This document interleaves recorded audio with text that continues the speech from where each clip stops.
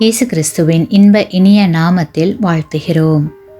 இன்றைய வேத வசனம்: உம்முடைய தேவ பக்தி உம்முடைய உறுதியாயும் உம்முடைய வழிகளின் உத்தமம் உம்முடைய நம்பிக்கையாயும் இருக்க வேண்டியதல்லவோ.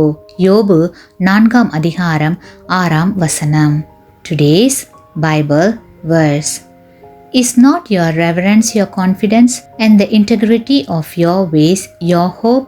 Job chapter 4 verse 6.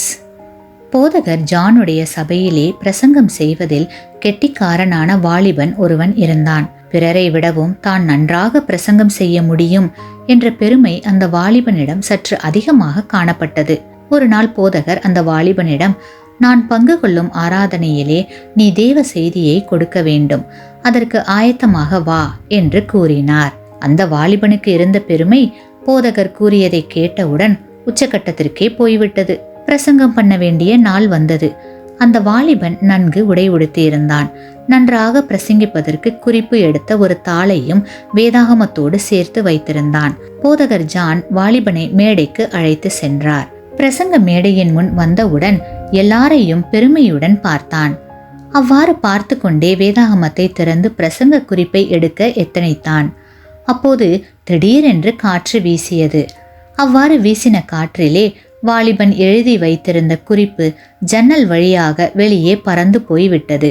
இதை சற்றும் எதிர்பார்க்காத வாலிபனுக்கு வியர்த்து கொட்டியது.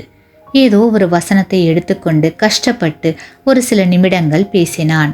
உதடுகள் ஒட்டி கொண்டன. வாய் வறண்டு போனது. தலை குனிந்து அவமானத்தோடு மிகவும் பரிதாபமாய் மேடையை விட்டு கீழே இறங்கினான். போதகர் அந்த வாலிபன் அருகில் வந்து அவன் தோளின் மேல் கையை போட்டார்.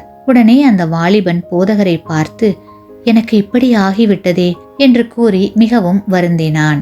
அப்போது போதகர் அன்போடு வாலிபனை அரவணைத்து, தம்பி, நீ எப்படி இறங்கினாயோ அப்படி மேலே ஏறி இருந்தால் நீ ஏறினது போல இறங்கியிருப்பாய் என்றார். ஆம், கிறிஸ்துவுக்குள் பிரியமான சகோதர சகோதரிகளே, நாம் தாழ்மையான இடத்தில் இருந்தால் ஒருபோதும் விழ முடியாது.